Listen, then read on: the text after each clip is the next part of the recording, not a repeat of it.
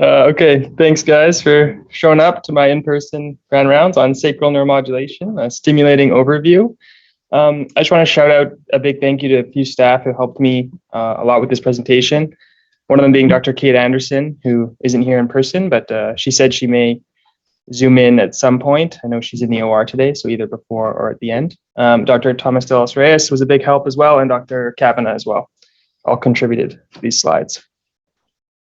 So the goals of the talk will be to define sacral neuromodulation and review the clinical implementation, go over the indications, and then review the evidence and efficacy of sacral neuromodulation for the treatment of two approved conditions: refractory overactive bladder and then non-obstructive urinary retention, and then briefly touch on three of the not yet approved but off-label established uses. And these include interstitial cystitis or bladder pain syndrome, pediatric populations, and then neurogenic lower urinary tract dysfunction.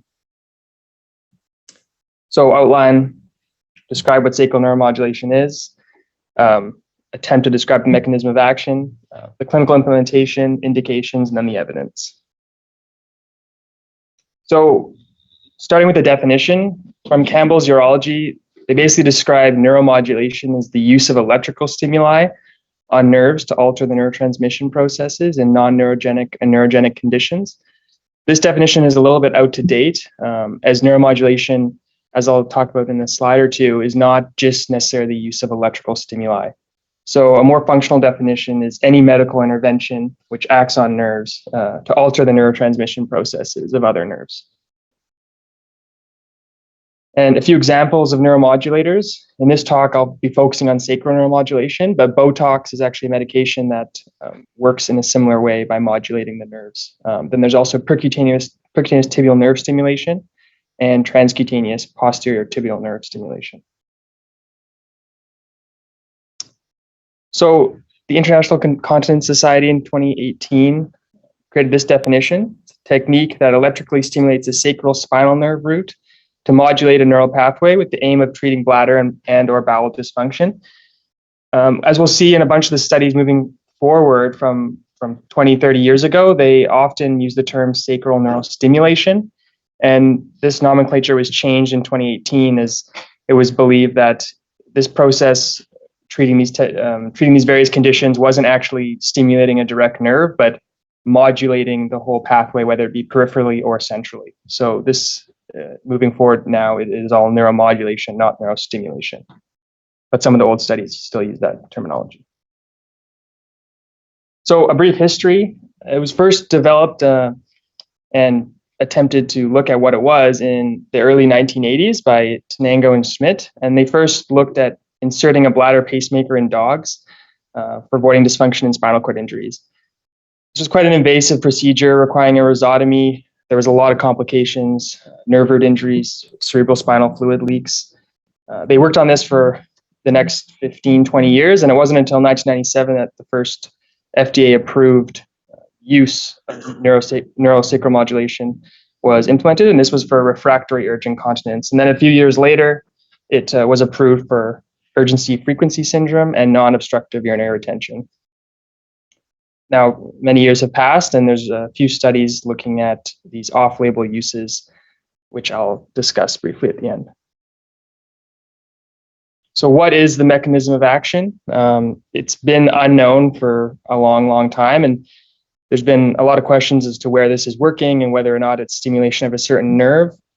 And people have been confused as to how the same treatment implanted in the same way, using the same stimulation parameters, can treat such a variety of conditions. For example, urinary retention versus urinary incontinence, which are presumably opposite pathophysiologies.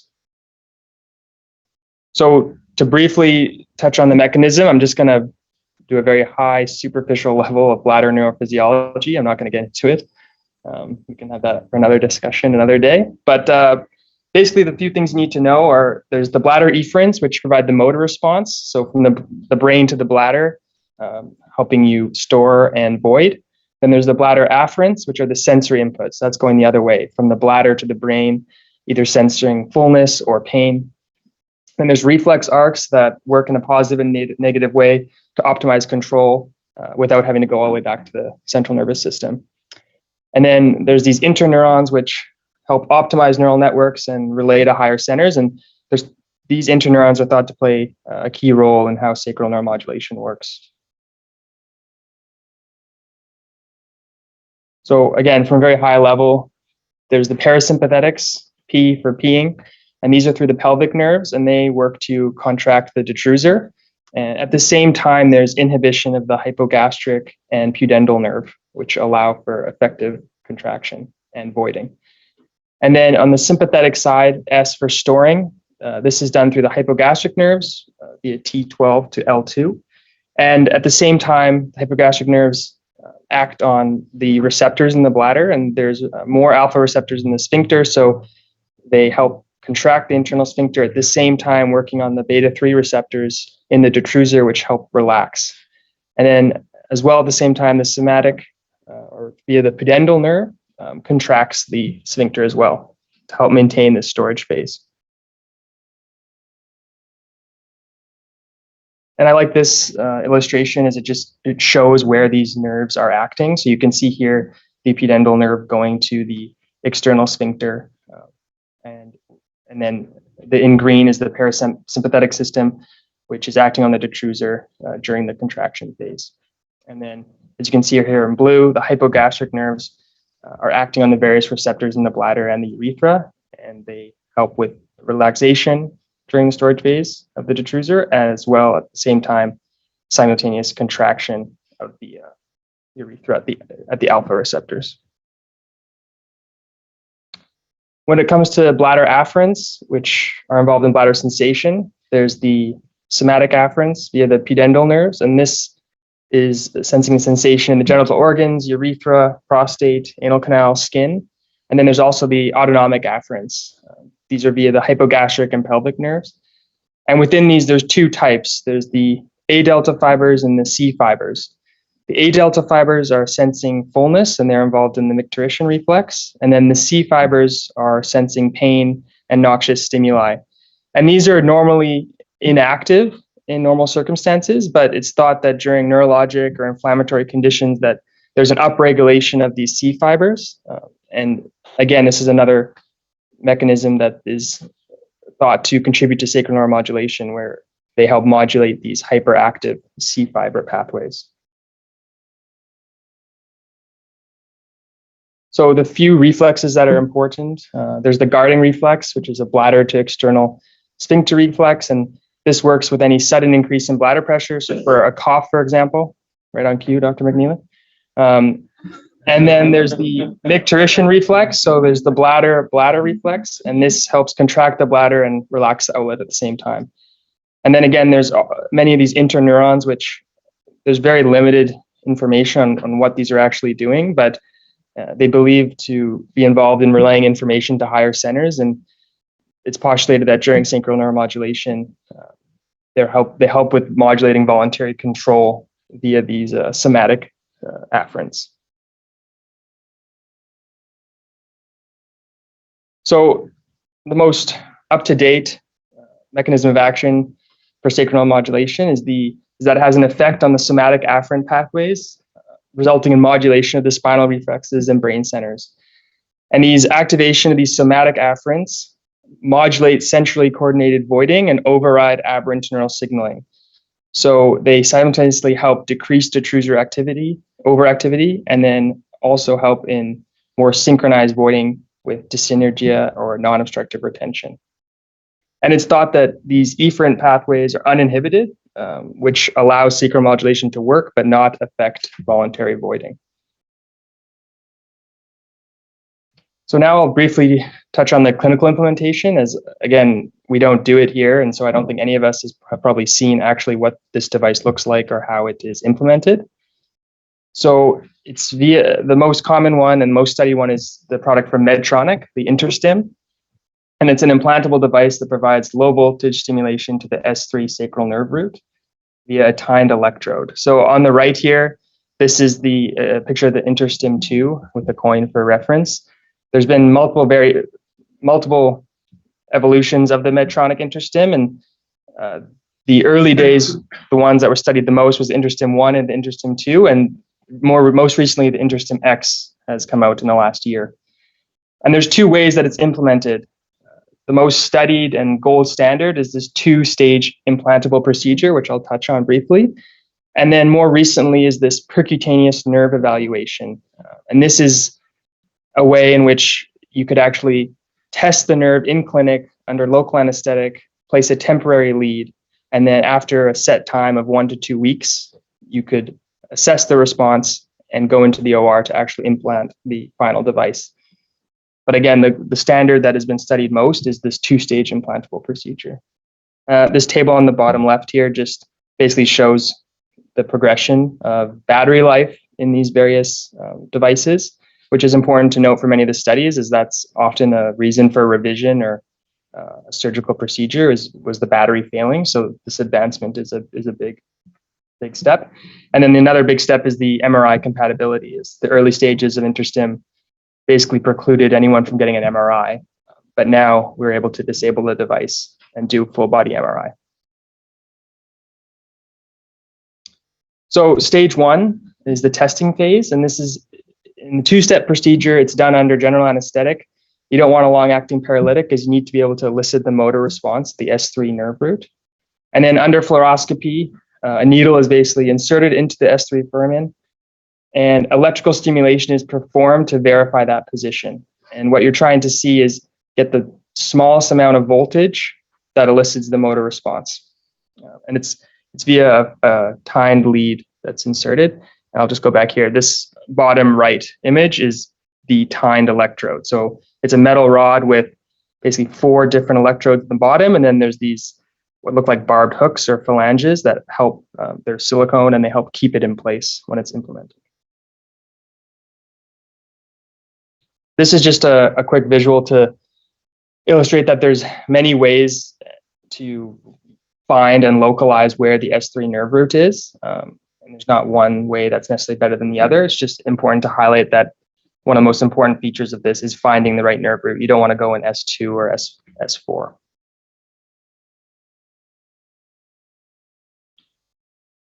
And then with regards to the procedure, on the top left here, you insert a test needle, you hook it up to electrical stimulus, and then you look for the appropriate motor response. So on the top right here, you see that for S3, what you're really looking for is this anal bellows, which is winking of the perineum, and then also the great toe dorsiflexion. You don't want too much glute involvement or full leg involvement. That's when you're getting into other nerve roots, S2, S4. And chatting to Dr. De Los Reyes about this, it's not super black and white. There's a bit of variation in this, and sometimes it can be a bit of a process finding which side you want to go and which hole you want to go into. Bottom left is the stylet that's inserted, where the tine lead is put over top.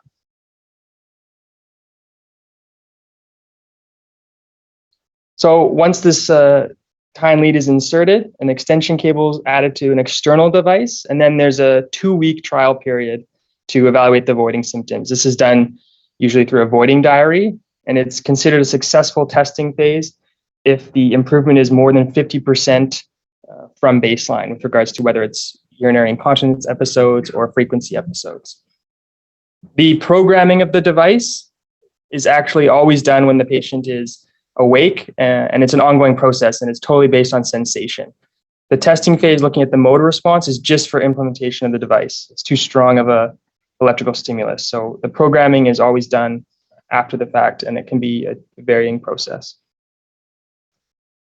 So the big reason why the percutaneous nerve evaluation has come into more practice recently is that with the 2-stage procedure, you basically always have to book them for an OR in 2 weeks. But you don't know in this OR if you're going in to take out the device or if you're going to implant the pulse generator. So with the percutaneous nerve evaluation, you can do that in clinic, and it basically saves 1 OR.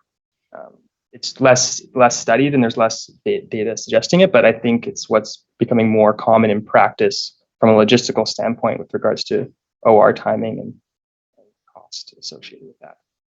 So if it is successful, this device is placed in the same side as the tine lead in a subcutaneous pocket. There's no fluoroscopy needed. And then again, the programming is done after implementation. So the various indications, again, as I mentioned earlier, the few established indications, there's 2 for urinary control. This is overactive bladder and non-obstructive urinary retention. And then it's also approved for bowel control or fecal incontinence, but I'm not going to touch on that today. And then there's a few unlicensed indications that are gaining traction, and there is some ongoing research, but they're not yet approved. And these are for interstitial cystitis, bladder pain syndrome, the pediatric populations, and neurogenic lower urinary tract dysfunction. With regards to contraindications, you have the absolute, which include an inadequate therapeutic response to the testing phase, or if someone has limited cognitive function or lack of supportive care, they're unable to manage the programming or the device. Pregnant patients. And then with regards to these relative contraindications, as you'll see later in this talk, most of the off-label uses are touching on one of these relative contraindications, whether it be spinal cord injury, neurological conditions, or abnormal sacral anatomy in the pediatric populations. Again, earlier, the need for MRI below the head was a relative contraindication, and that is now coming out of practice with the ability in these newer devices to actually be able to have a full body MRI. So when it comes to refractory overactive bladder, it's definitely been the most studied, and it can be broken down into 2 different types. There's urinary urgency incontinence or wet overactive bladder, and then urinary urgency and frequency without incontinence. This is dry overactive bladder. And in the CUA guidelines, the treatment of overactive bladder with sacral neuromodulation is really a 3rd-line option. So it's used after exhausting all behavioral therapies, then behavioral plus pharmacology. And then even within the pharmacology options, you need to actually fail one option and then either try a different dose or a different medication before you can move on to the 3rd option. And then within the 3rd option, there's Botox, sacral neuromodulation, and percutaneous tibial nerve stimulation are all considered basically the same level in that 3rd line treatment option. And I'll touch on briefly the comparison between Botox and sacral neuromodulation. This is just a nice visual from the Incontinence Society about where it fits in and where sacral neuromodulation can be used with regards to incontinence.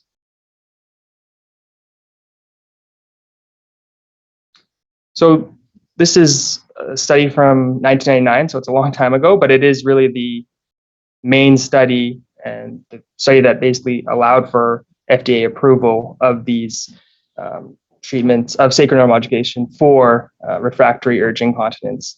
So this was a large study, multi-centered, 16 sites, RCT, looking at primary outcome being the voiding diary.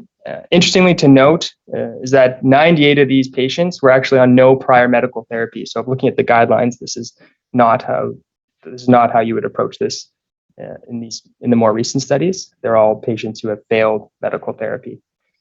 And then another interesting note is that 155 patients were initially tested, but again, as we do that 2-stage procedure, you can see that the number that actually made it to the implantation phase was 76, so significantly less. And this is a trend that you'll see throughout these studies, is a lot of people are ruled out after that initial testing phase. So it's really for a very select population. The main results with regards to urgency incontinence showed that in the stimulation group, there was an 87% significant reduction in incontinence episodes at 6 months. And again, with the control group, virtually no or a minimally slight reduction of less than 50%. This study looked at the success out to 18 months, and it showed basically adequate response from 6 months, 12 months to 18 months for all the reductions in heavy leakage, or absorbent pad use.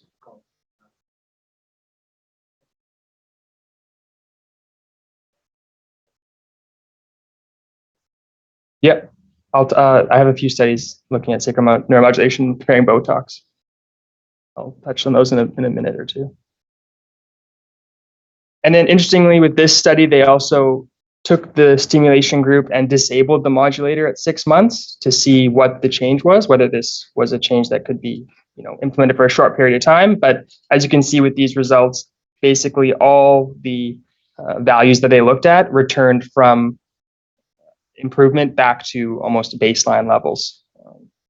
And then there were some significant changes with regards to urodynamic studies at 6 months follow-up, most notably higher first sensation, as well as the volume of the first unstable detrusor contraction. So this is another main study, again from the same sacral neuromodulation study group. And this one was just looking at urgency frequency symptoms without urinary incontinence. And again, it showed quite a large, significant reduction in the average voids per day at 6 months with the stimulation group. And then again, you can see here that in all aspects that they looked at, number of voids per day, volume voided per day, and were significantly decreased. When you look at the degree of urgency, it was significant, but it actually wasn't necessarily clinically relevant as it went down from 2.2 to 1.8. So, however, when you looked at the satisfaction data and from the patient responses, they were very sad. 56% were, or sorry, 68% were satisfied with how they had progressed, which is indicating that, the degree of urgency may have not changed that much, but the number of the frequencies, the number of voids and the volume voided was a bigger component of what people judged as being satisfactory or significant. Colin, for you, so in the first trial, you said that only less than half actually had the second stage implant. Yeah. So are they reporting results for the entire group in the treatment arm, or only those who actually got it? Because it seems a little bit. Only the ones who got it. The ones in the testing phase, basically, as soon as the test doesn't work after that 2-week trial, then they're no longer followed. But from a clinical trials point of view, you should be including them in your outcome, right? It's one group against the other. Yeah. It's like if you're treating with some drug and you only report the outcome in those who responded to the drug and not those who didn't. Right. Yeah. Peter, just interrupt us, Joel here.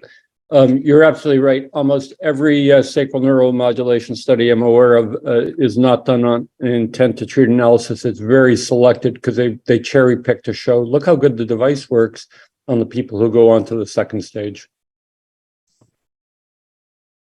Yeah, and I keep highlighting that in all these studies. If you look at the number that are in the study initially, and then the number that actually follow through with the treatment, it's significantly less.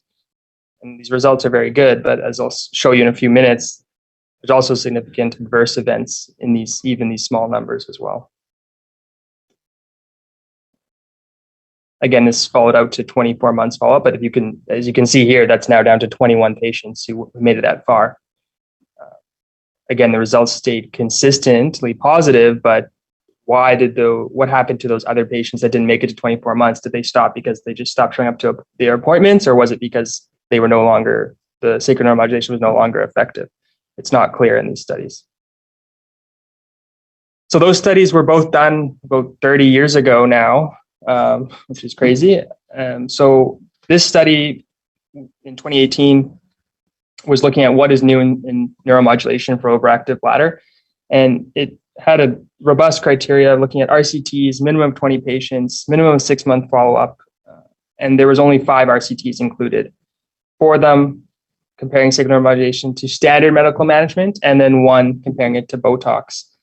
And as you can see in these results, it's super variable. The success rate ranged from 61 to 90%. The adverse event rate ranged from 15 to 42%. And the surgical revision rate was ranging from 30 to 33%. And the limitations that this review said was basically there's no high-level comparative studies between these third-line options, as Dr. Manis mentioned. And again, a lot of these trials had very short-term follow-up. It was hard to keep these patients in follow-up for longer periods of time. And I think that's an area that I wanted to look at is, these initial results are all very positive, but what about after a number of years? Are those results the same? And this was one of the studies looking at 5-year follow-up. So it's one of the best ones looking at an extended period of time. And this was a decent number of patients, 272. And it showed the outcomes were looking at therapeutic success as well as adverse events. So with regards to efficacy or durability, as I'd like to look at it, because it's basically looking at how well this therapeutic success was maintained over a 5-year period. And you can see with regards to urinary incontinence, urinary frequency, the results actually remained quite stable and quite successful. So that all looks really good. But what about the adverse events? So over this 5-year period, the rate requiring surgery was 22.4%, which is quite high. The number one reason was undesirable change in stimulation, and the number two reason was implant site pain.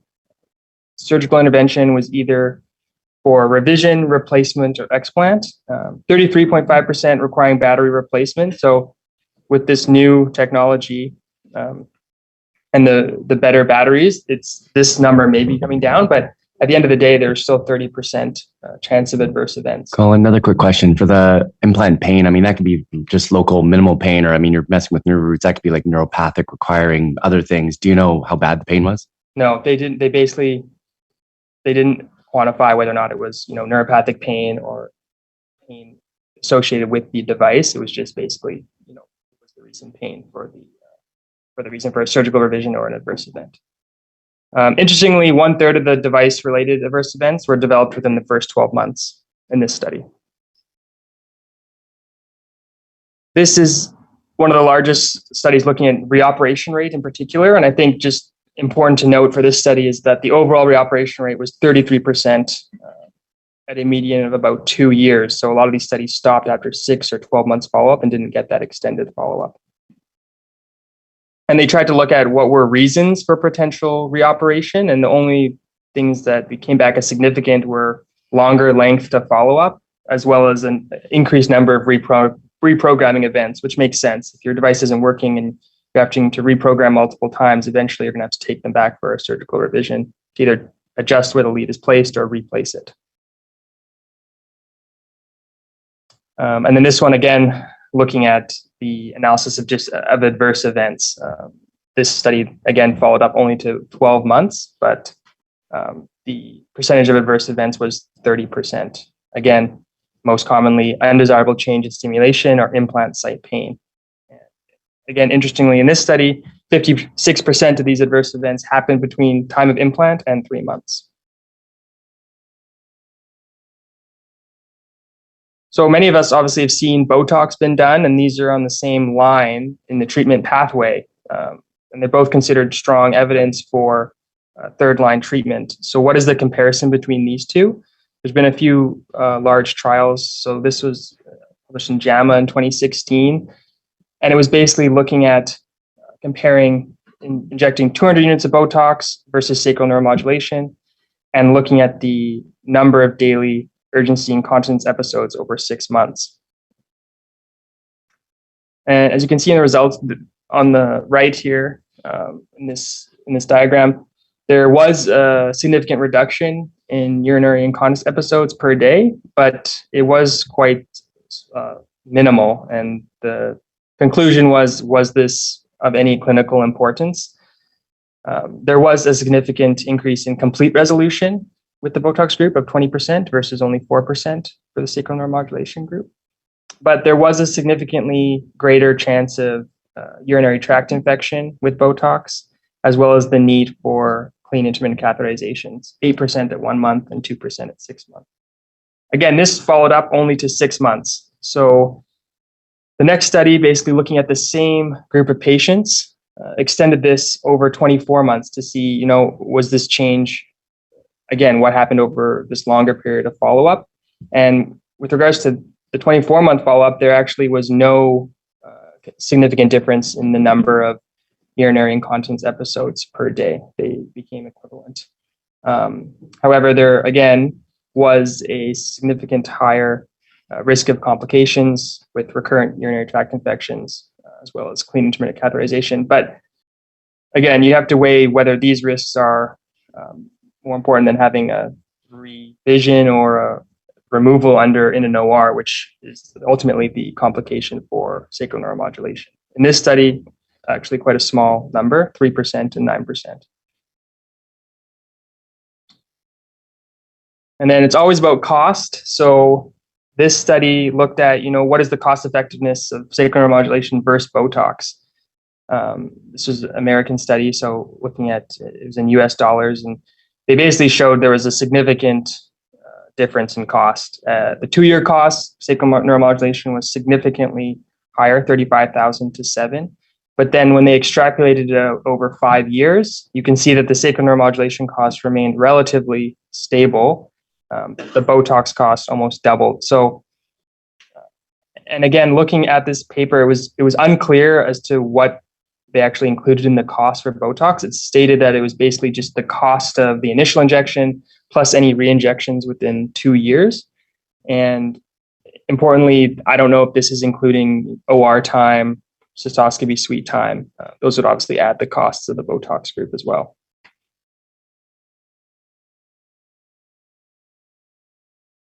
So this one basically looked at, it was interestingly looking at, if someone decides to do Botox first, and if that fails, and then doing sacral neuromodulation, and how are these results? And it basically, it showed, as you can see on the right here, the sample sizes are quite small, and they're all retrospective studies, but the success rate in refractory overactive bladder who use sacral neuromodulation therapy after failed Botox was around 60%. So that's still quite good. And there was no significant difference between those who underwent sacral neuromodulation after failed Botox versus those who underwent primarily sacral neuromodulation. So suggesting that, someone could try Botox first, and if that's not working, you could try sacral neuromodulation. Colin, is there any difference in the rate of successful implantation after Botox, right? Because the benefit may be the same in those who get it, but maybe fewer patients get it. Yeah, I don't know. I didn't see anything in particular in this one. So with regards to non-obstructive urinary retention, it's a very rare entity, and the most common one is this Fowler syndrome, which is quite rare, and it's idiopathic urinary retention without urgency. Recording in progress. It's rare, and it's mostly in females less than 30 years of age. And the proposed mechanism is that it's failure of relaxation of the external urethral sphincter, and it has to be diagnosed via EMG testing, which is obviously invasive and not that common. But this is the main study that looked at it.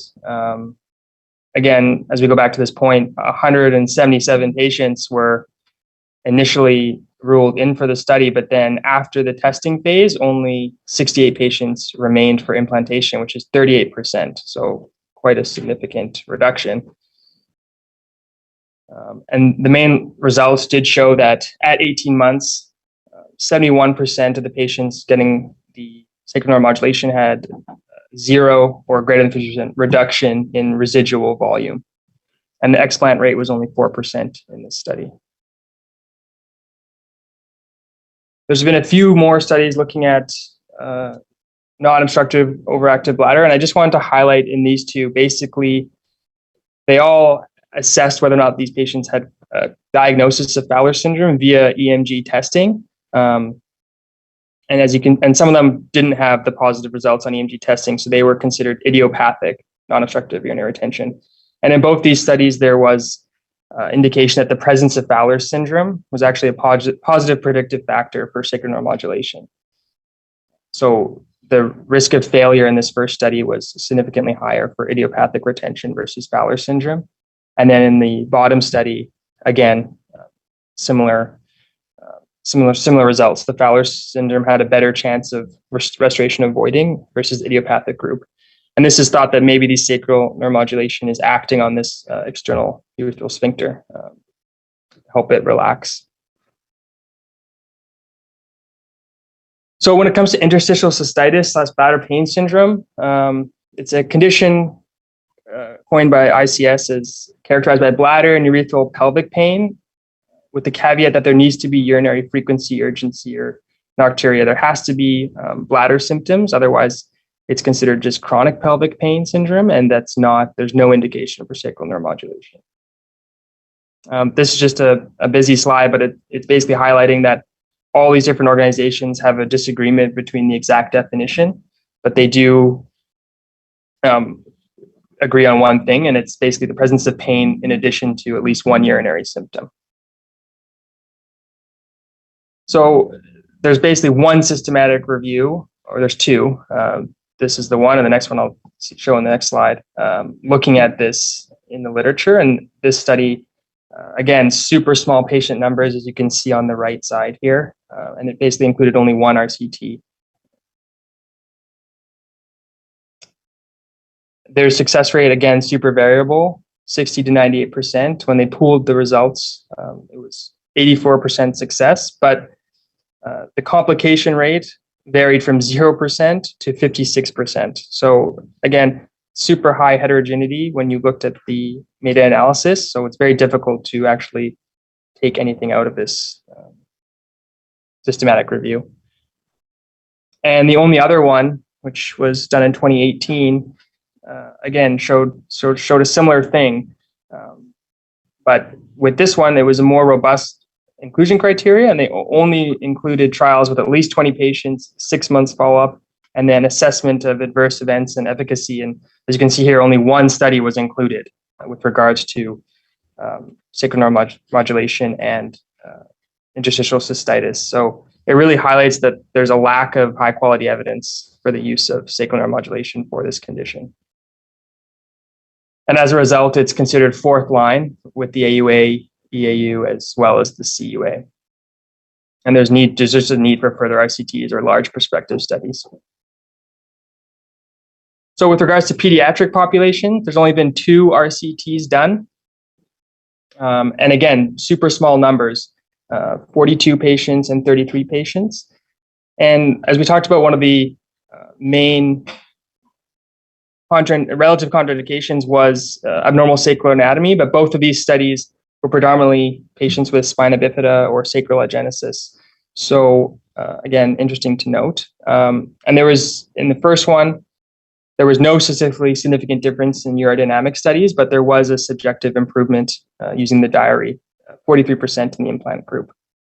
The second study was actually interesting. It's one of the only ones I saw that was a crossover group. So each, the patients either went to stimulation first for 6 months or nothing for 6 months. Then there was a month break period, and then they switched groups.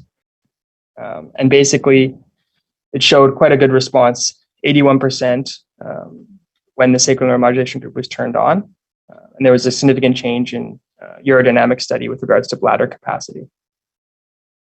Again, these follow-ups were quite short, only up to about a year at max. Again, there was no protocol of how to implement this. So this study attempted to look at outlining a standardized pathway of how you would objectively assess these following treatment. And shout out to Dr. Afshar. They actually used the Vancouver Dysfunctional Elimination Syndrome questionnaire, which he created. And again, this group, there was 2 groups. One was just overactive bladder and incontinence, and then a smaller group of just retention with a number of 4 patients, not very many. It did show that there was a 67% improvement score in the DES questionnaire. But there was a significant complication rate, 23% required at least one reoperation. And there were some significant changes with regards to urodynamic studies, max detrusor pressure, and then number of uninhibited contractions. But again, with the pediatric population, it's really meant to be used after significant failure of behavioral biofeedback and pharmacological therapy. And its safety and effectiveness has not really been established. There's no current protocol, and there's just not enough long-term data or large studies. The last one we'll briefly touch on is neurogenic lower urinary tract dysfunction. And again, I think it's important to review the terminology because it gets confusing when you look at these different studies and what they're using as the terms. But the main 3 terms that are important to know are neurogenic overactive bladder, then detrusor sphincter dyssynergia, and then neurogenic detrusor overactivity. And this is, again, a nice schematic from the ICS, basically showing where sacral neuromodulation falls in the treatment pathway of people with neurogenic conditions. And it's usually urinary incontinence with detrusor overactivity, either with dyssynergia or not.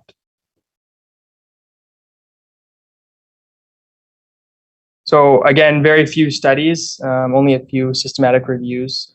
This one was basically looking at, in all these different conditions, what the success rate during the test phase was, which ranged from 29 to 100%. And then obviously, if people were unsuccessful in the test phase, they would not make it to the permanent sacral implant phase, which is on the right side. And if those patients did make it there, this study showed that the success rate ranged from 50 to 100%. This slide just shows the various adverse events, and they concluded that there was a 24%, when they pooled the data, there was a 24% adverse event rate for permanent sacral neuromodulation group. And the main limitations in this study was the lack of RCTs, high heterogeneity, and then the vague definition of, in a lot of these studies, of what is considered success during the trial phase. So I'll briefly just touch on quickly where it's going in the future. A lot of these, new questions are whether or not this can prevent neurogenic bladder in early spinal cord injury patients. So this was a very small study, 10 patients, but it was basically implant of bilateral sacral neuromodulation during the very early phase after a spinal cord injury. And the idea is hopefully preventing detrusor overactivity by helping modulate these interneurons and modulate at a peripheral and central level. And there was actually quite good follow-up for 3 years. Again, super small, so there was no real significant results, but there was objectively differences in the mean bladder capacity, mean catheterization volume, and the mean number of urinary tract infections. And then this is the last one that I just want to touch on. It's a currently ongoing study, and it's the same. It's very similar concept. So they're taking 60 acute spinal cord injury patients and having these bilateral sacral neuromodulation devices implanted within 12 weeks of surgery. And they're basically looking at whether or not, what does this prevent neurogenic bladder moving forward? Obviously, this is still very early days in this research, but I think an interesting area. So that's it. Thank you for listening. Basically, sacral neuromodulation, it's well established and has efficacy for overactive bladder and non-obstructive urinary retention, but there's long-term device-related adverse events and small study numbers. And then with regards to the other off-label uses, there's a need for significant further research. And again, just thank you to these 3 staff who helped me significantly. Thank you.